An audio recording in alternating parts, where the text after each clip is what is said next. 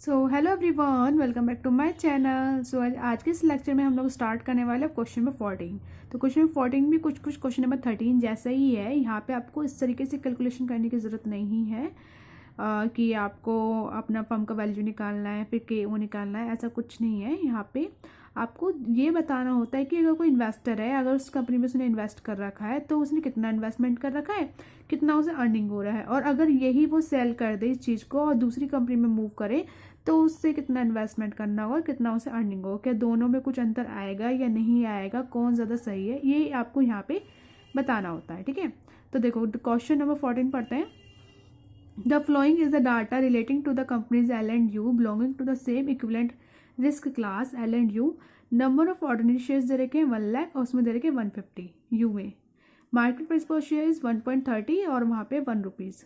Debentures दे रखे, debenture देखो you form के लिए है ही नहीं, एल फॉर्म के लिए यानी कि लेवर्ड फॉर्म कहलाएगा और वो अनलेवर्ड कहलाता है। ठीक है, 8% डिबेंचर है 50,000। प्रॉफिट बिफोर इंटरेस्ट, यहाँ पे प्रॉफिट बिफोर इंटरेस्ट दे रखा है ये कि 20,000 और वहाँ पे भी 20,000। All the profits after, all profit after debenture interest are distributed as a dividend. ठीक है, तो मतलब जितना भी लेस करके बचेगा वो सारा का सारा डिविडेंड के रूप में बटेगा। एक्सप्लेन, जैसे हम करते थे ना हमेशा EBIT माइनस कर देते इंटरेस्ट, फिर जो आता था वो अर्निंग्स होती थी available to equity share holders, तो जो वो अर्निंग्स है यानी कि डिविडेंड वो सारा का सारा एज इट इज बटेगा। Explain how under Modigliani and Miller approach and investor holding, देखो बता रखा है investor holding 10% of shares in L जो फॉर्म है ना उसमें उसने 10% होल्डिंग कर रखी है अपने शेयर्स की, जितना भी शेयर्स होगा उसका 10% का सब उसका है।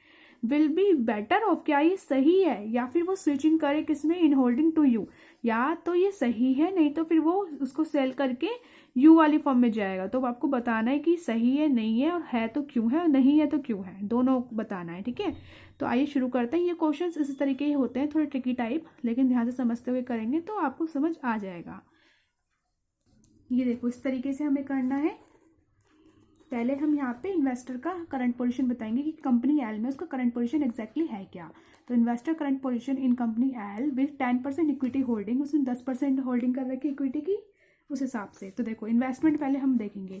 अगर आप देखो कि उसके पास वहाँ पे नंबर ऑफ शेयर्स जो थे कंपनी में वो कितने थे, 2 थे हमारे पास में। 1 लाख, 1 लाख जो नंबर ऑफ ऑर्डिनरी शेयर्स आपको गिवन थे 1 लाख थे, और उसमें 10% होल्डिंग कर रखे थे यानी कि 10,000 शेयर हैं जो उसके कब्जे में है ना, ऐसे कह सकते हैं। और उस पर जो उसको मार्केट प्राइस पर शेयर वो कितना है 1.30। तो इन्वेस्टमेंट उसने कितने का कर रखा है, इसको यहाँ पे मल्टीप्लाई करेंगे तो हमें हमारा इन्वेस्टमेंट मिल जाएगा। ठीक है, तो हमने इसको मल्टीप्लाई किया, ये आ गया 13,000। ठीक है, अब ऐसे से हम डिविडेंड इनकम बताएंगे। डिविडेंड इनकम कैसे निकालते हैं, देखो डिविडेंड भी उसमें 10% भी मिल रहा होगा, और 10% पे उसको कैसे मिला होगा, जो भी उसका जो अर्निंग है। देखो हमें बुक में अर्निंग गिवन था, ये था 20,000, बुक में हमें अर्निंग गिवन है 20,000। तो 20,000 जो अर्निंग है यानी कि EBIT हो गया हमारे लिए एक तरीके से, और लेस करेंगे फिर हम इंटरेस्ट, है ना। तो इंटरेस्ट माइनस करेंगे, और जो डिबेंचर्स हमें गिवन है, मैं आपको बुक शो कर देती हूँ एक बार, थोड़ा इजी हो जाएगा। देखो अर्निंग्स 20,000 है, जो डिबेंचर है वो 50,000 है। 50,000 पे 8% पहले इंटरेस्ट दोगे, है ना। तो 50,000 पे 8% अगर आप इंटरेस्ट देते हो तो वो आपका बनता है 4,000। तो इस 20,000 में 4,000 माइनस करो तो फिर कितना आता है वो 16, और 16,000 का 10% आपको क्या मिलता है, अपना डिविडेंड एक तरीके से। तो आप इसको करोगे मिलेगा आपको 1,600। क्लियर हो गई। अब ये इन्वेस्टर क्या करता है, अपनी ये जो इन्वेस्टमेंट इसने कर रखी है इसे सेल कर देता है, मतलब इसे बेच देता है। ठीक है, क्यों क्यों बेचता है, क्योंकि वो अब दूसरी कंपनी में मूव करेगा, वहां देखेगा कि वहां पे उसको कितना अर्न हो रहा है, ये ज्यादा फायदे में है या नुकसान में है, तो इसलिए हम यहाँ करते हैं कि वो सेल कर देता है। ठीक है, तो यहाँ पे हम लिखेंगे कि अगर वो सेल कर देता है तो क्या होता है। तो ये ए पार्ट हो गया, मतलब इसमें हमने पहले करंट पोजीशन बताया। अब बी पार्ट में यहाँ हम लिखेंगे इन्वेस्टर, अगर जो वो इन्वेस्टर है वो सेल करता है अपनी होल्डिंग। अब होल्डिंग उसने कितने की कर रखी है, इन्वेस्टर सेल हिज होल्डिंग, अगर वो अपनी होल्डिंग्स को सेल कर देता है इन कौन सी कंपनी में, अब दूसरी कंपनी का नाम आएगा। एल में तो उसने अपना कर रखा था इन्वेस्टमेंट, अब यू में अगर वो सेल कर देता है दूसरी कंपनी में, ठीक है, तो यहाँ पे लिखेंगे हम नहीं, ये मैंने मिस्टेक कर दी, यू में क्यों करेगा, एल में तो करेगा, हाँ एल में ही करेगा सेल। इन्वेस्टर जो है अगर वो सेल कर देता है अपनी होल्डिंग को, और उसकी होल्डिंग्स कितने की है, अब बताइए जो इन्वेस्टमेंट है उसकी इन्वेस्टमेंट कितने की, 13 की, तो ये इसी को तो सेल कर सकता है इन्वेस्टमेंट को। तो अगर वो सेल कर देता है ₹13,000 वाली इन्वेस्टमेंट को, तो अब उसे क्या करना होगा, अब उसको अपना पर्सनल एक लेवरेज क्रिएट करना होगा। हम यहाँ लिखेंगे he creates a personal leverage by, कितना बोरो करते हुए लेवरेज क्रिएट करेगा, जो भी जैसे डिबेंचर्स थे ना, जैसे कि जो डिबेंचर्स थे उसके हिसाब से 10% लेंगे हम यहाँ पे। यहाँ डिबेंचर्स थे जैसे कि 50,000, तो 50,000 का हम 10% निकालेंगे, वो आ जाएगा आपको 5,000। ठीक है, तो 5,000 की उसने एक तरीके से बोरिंग कर रही है, तो ये 5,000 कैसा है, 50,000 का 10% निकाला है हमने। ठीक है, तो दस the total amount available with him, तो उसके बाद अब टोटल अमाउंट कितना हो गया, दस द टोटल अमाउंट, यहाँ हम ये लिखेंगे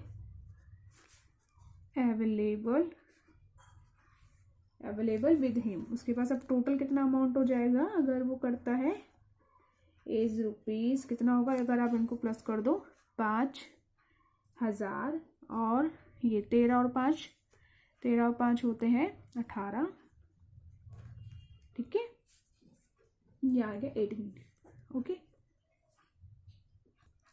अब क्या होगा, अब यहाँ पे हम सी पॉइंट करेंगे। सी पॉइंट में हमें ये दिखाना है कि अगर वो सेल करने के बाद अब परचेज करता है वो अपनी नई होल्डिंग, वो भी दूसरी कंपनी की, मतलब ही परचेजेज, हम यहाँ इस बात को लिखेंगे, ही परचेजेज वही 10% ही, 10% इक्विटी होल्डिंग दूसरी कंपनी के लिए। दूसरी कंपनी कौन सी, यू होल्डिंग फॉर यू के लिए खरीदेगा रुपीज़। अब देखो यू में क्या था, केवल इक्विटी था, तो इक्विटी कितना था, 1,50,000। हाँ, 1,50,000 था। अब 1,50,000 का 10% खरीदेगा तो उसे कितना परचेज होगा, 15,000 का। ठीक है, अब 15,000 क्या है, उसके शेयर्स हैं, तो यहाँ पे हम लिखेंगे, क्योंकि नंबर ऑफ शेयर्स हमें गिवन है ना 1,50,000 बुक में। ठीक है, तो 10% होल्डिंग अगर वो करता है तो 15,000 शेयर्स हैं उसके हिस्से में जो आएंगे। अब हम यहाँ लिखेंगे 15,000 शेयर्स, और उस पर उसका जो कितना कॉस्ट था, ₹1 था। हाँ, ₹1 था, बुक में ही मैंने आपको, हम फर्म दूसरी फर्म की बात कर रहे हैं, फर्म यू की, ये यू है। ठीक है, तो यहाँ पे उसको कितना गिवन था, उसका जो प्राइस था, मार्केट प्राइस पर शेयर ₹1 था, तो ये कितना आ जाएगा, same for which page as follows. तो यहाँ पे हमने लिख दिया इसे 15,000। ठीक है, अब इस 15,000 इस तरीके से कैसे उसके बने हुए हैं 50,000, कुछ उसने बोरो कर रखा है, बोरो किया था अभी 5,000 हमने देखा था, यहाँ पे डिबेंचर्स थे 50,000 और उसका 10% हमने कैलकुलेट किया था, तो ये आया था 5,000। ठीक है, तो 5,000 बोरो कर रखा है, और खुद का फंड उसका कितना हो गया, 15,000 में से 5 घटाओगे तो 10 बचेगा, तो ये टोटल हो गया 10,000। तो अब टोटल जो फंड उसका कितना है, खुद का जो इन्वेस्टमेंट परचेज है 15,000 का, प्लस कर देंगे। ठीक है, अब इसके बाद हमें क्या निकालना है, आपकी डिविडेंड इनकम। देखो यहाँ पे हमने देखा 15,000 आ गया, अब हम उसका डिविडेंड निकालते हैं, तो डिविडेंड इनकम कितनी होगी, वही 10% मिलेगी 20,000 में। 20,000 कहाँ से आ गया, 20,000 है हमारा वही प्रॉफिट EBIT जिसको हम बोलते हैं, 2,000 आ गया, और वो अपना खुद का इंटरेस्ट भी देगा जो उसने पर्सनल बोरिंग कर रखी है 5,000 की, तो लेस करेंगे इंटरेस्ट, और इंटरेस्ट कितना 8%, तो 5,000 का 8% आ गया 400, माइनस कर दो 1,600। यही 1,600 है उसका इनकम डिविडेंड जो कि उसे मिल रहा है। अगर आपने एक चीज़ नोटिस की हो कि 1,600 इनकम वही सेम है, और यहाँ पे भी वही डिविडेंड में जो उसको मिल रहा था दूसरी फर्म में, कंपनी एल में 1,600 सेम है। ठीक है, तो उसका मतलब उसको जो अर्निंग हो रही है वो तो सेम हो रही है 1,600, और उसका जो इन्वेस्टमेंट है वो ज़्यादा लग रहा है, मतलब यहाँ पे उसे इन्वेस्टमेंट करना पड़ा 13,000 का 1,600 के लिए ही, यहाँ पे उसे इन्वेस्टमेंट करना पड़ रहा है केवल 10,000 का, वो भी 1,600 के लिए, तो 3,000 जो उसका इन्वेस्टमेंट है एक तरीके से यहाँ पे अगर वो करता है तो रिड्यूस होता है, तो हम यहाँ लिखेंगे 13,000 माइनस 10,000 इक्वल टू 3,000, मतलब 3,000 का जो उसका जो इन्वेस्टमेंट है वो यहाँ रिड्यूस होता है। ओके, तो ये था पूरा क्वेश्चन नंबर 14। और इस बात को आप चाहो तो यहाँ लिख सकते हो लिखना क्या है, यही लिख दो बस कि जो उसका अर्निंग है वो सेम है 1600, और अगर वो स्विच करता है यू में तो उसका जो इन्वेस्टमेंट है वो रिड्यूस होता है 3000 का। ठीक है, तो आप इस बात को यहाँ लिख सकते हो। यहाँ मैंने बहुत छोटा छोटा लिखा हुआ है, स्पेस नहीं था, कि investor will earn a same amount of ₹1600 by switching over to U में अगर वो जाता है विद द रिड्यूस्ड इन्वेस्टमेंट को रिड्यूस करते हैं वो भी 3000 तक की, ऑफ इन्वेस्टमेंट ऑफ ₹3000। ठीक है, तो ये था पूरा क्वेश्चन नंबर 14, ये हो गया कंप्लीट। आज के लेक्चर में इतना ही, अब हम मिलेंगे नेक्स्ट लेक्चर में एक नए क्वेश्चन के साथ। तब तक के लिए bye bye, take care, stay connected.